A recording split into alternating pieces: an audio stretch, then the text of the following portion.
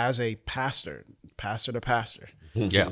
how do we make economic solidarity a part of the preaching narrative, the church theology, the church orthopraxy? Like, how do we do that? Yeah. So let me move from the Christological to the practical. So if the issue is greed, often when we think about the opposite of greed, we think about generosity. And one of the arguments that I want to make is that, well, generosity can very easily turn into paternalism. Generosity can very easily be, well, I'm the superior one, you're the inferior one. Let me give from what I have, but you still stay over there. I'll stay over here. The example that we're given as Christians is the example of Christ. And what Christ did in the incarnation is he became one of us in order to bring us up to where he is.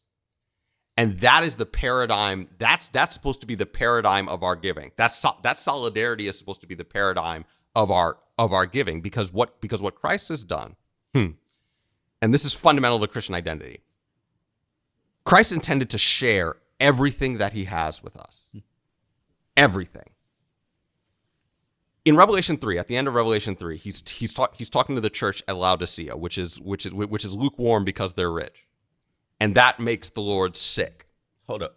That's not a connection we often make. They're lukewarm because they're rich? Yeah, that's what Jesus says. Yeah. So he says you're neither hot nor cold, and you're lukewarm because you say, I'm rich, I'm generous, I need nothing, when you're really poor, wretched, right? When you're really poor, wretched, and naked, all this stuff.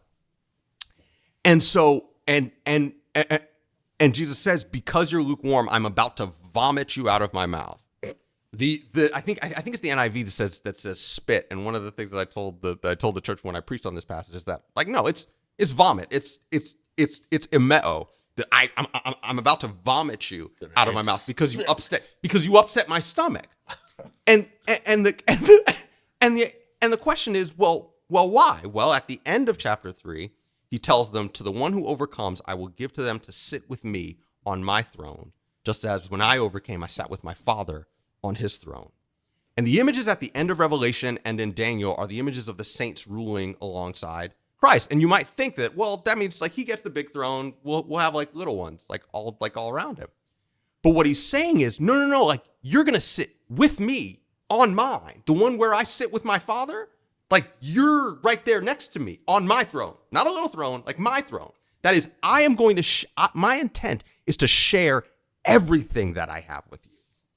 Everything. Christological. So then the question is, why does Laodicea make him so sick? It's because you're settling for material wealth, political power, cultural power, whatever, when I have all this for you.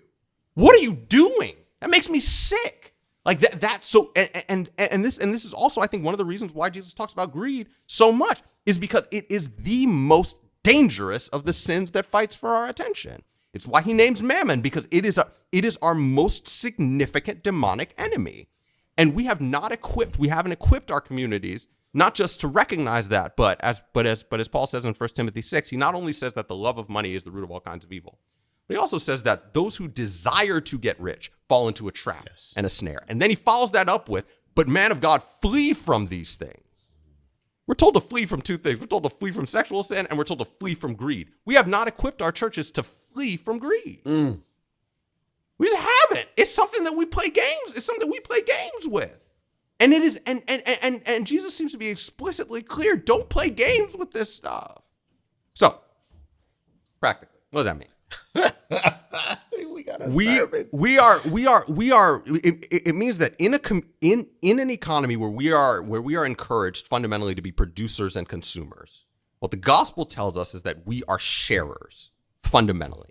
Because that's the example that Christ has given to us. That's the example of the Trinity, but it's the example especially of the incarnation. And so what the Spirit equips us to do is to see everything that we have, not for us, but to see it as something that the Lord has given us in order for us to share with our brothers and sisters and neighbors. So that means that my pastoral creativity ought to be thinking about what are ways that I can continue to share the things that the Lord has given me. And included in that is also, and this is, I think, even more difficult for a lot of folks, that we have to be a people who are willing to ask for help.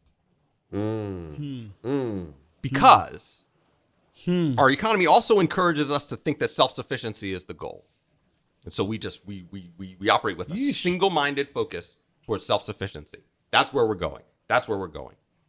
And when we do that, what we do is we deny our brothers and sisters opportunities to love us. We are called, John Stott will say this in his book, The Radical Disciple, we're called to lives of mutual burdensomeness. Yes. As family. Like that's what we're called to. We're called to recognize that other people have things that I need in order to flourish, and I have things that other people need in order to flourish. And that constant exchange, which we're encouraging our people to constantly be involved in, that's what equality is. It's not just a static state. It's this constant exchange where the gifts of God are shared. This is the example that we get in Acts 2 and Acts 4. In Acts 2, right after the Spirit of God descends on the people of God, they're marked by 4 activities: devotion to the apostles' teaching, prayer, breaking of bread, and koinonia, the fellowship. Well, what is fellowship? That word koinonia is variably translated fellowship, participation, sharing. Well, what are they sharing? They're sharing their good. So chapter 4 says the grace of God was so powerfully at work among them that there were no needy people in their midst. Why? Not because they kicked the needy out, but because when people had need, the community gathered around that need. And they could have the expectation, I'm in a community where if I have need, I'm surrounded by people who actually care. That's a way to undercut.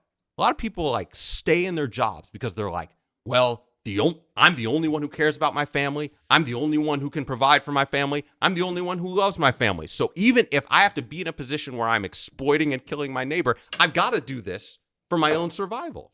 Well, one of the witnesses of the people of God ought to be, no, like you're actually in a community that cares about you and will fill in those gaps when you have to make sacrifices because of your commitment to the Lord. This is why when in the early church, and this will be the last thing. Cook. But this is so hibachi right in now, the first few centuries, right in front of us. In the first few centuries of the church, folks would demand that people leave the military before they join the church. Yeah.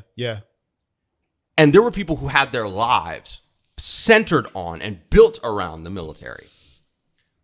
But what these church communities offered was, hey, look, when you commit yourself to Christ and commit yourself to this community, as Jesus will say, whatever you leave behind for the Lord, you will regain in this life 100-fold with persecution and eternal life in the life to come. Because when you leave those things and join the community of faith, you gain the resources of the community of faith.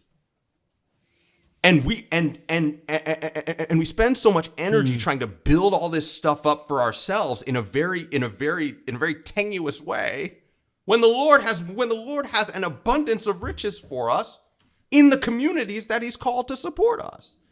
And so I would say there are 2 things that we need to learn. We need to learn how to share, and we need to learn how to ask for help. Those are very basic. Those are just kind of very, very basic things.